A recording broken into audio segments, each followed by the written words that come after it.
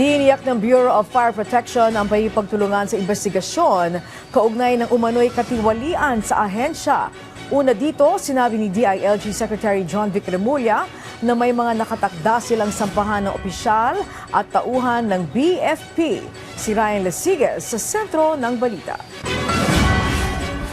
Hindi bababa sa 20 opisyal at tauhan ng Bureau of Fire Protection o BFP ang nakatakdang sampahan ng kaso ng Department of the Interior and Local Government o DILG kaugnay sa umano'y talamak na korupsyon sa ahensya. Ayon kay DILG Secretary John Vic Remulla, minamadali na nila ang paghahain ng kaso sa ombudsman laban sa mga tiwaling opisyal at tauhan ng BFP. Wala aniyang pinipili ang mga tiwaling opisyal na ito dahil maging siya ay sinubukan ding suhulan.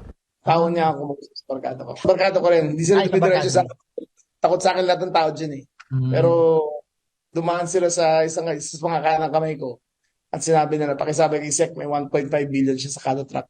Tumatanggap umano ng hindi bababa sa 15 bilyong pisong kickback ang ilang opisyal at tauhan ng ahensya mula sa mga binibiling fire truck. Sila ang hari. Kung di nila ibigay ang gusto mo, sila ang mananaig. Kung di nila ibigay gusto mo, sila ang kikita. Sila, hold upin ka talaga. Literally, hold up ang ginagawa nila. Bukod dito, ay pinagbabantaan din umano ng BFP na hindi bibigyan ng permit ang mga negosyo kung hindi bibili ng mga mamahaling fire safety equipment sa mga suppliers na mismong kamag-anak ng BFP official. Ito ay under the table. Ito ay walang bidding. Ito ay bawal sa mga fire inspectors na makipag-deal. Pero ang lumalabas, ang supplier at ang inspector ay magkamag-anak.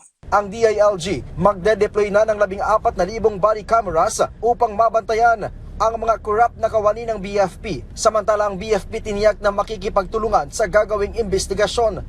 May ongoing na rin na ginagawa ang aming investigation team sa pangunguna po ng aming Internal Affairs Services at saka ng Directorate for Intelligence and Investigation. At we are committed din sa due process. At we are maintaining a zero tolerance policy for any misconduct and any corrupt practices sa aming hanay po.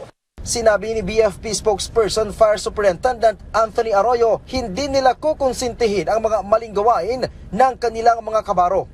Ayon sa BFP, wala silang sasantuhin sa gagawing investigasyon. Katunayan, 2 opisyal na ang sinibak sa pwesto. Layon daw nitong maiwasan na maimpluwensyahan ang gagawing malalimang investigasyon at maiwasan ang whitewash sa kaso.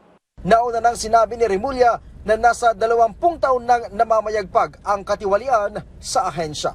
Ryan Lesiges para sa Pambansang TV sa Bagong Pilipinas.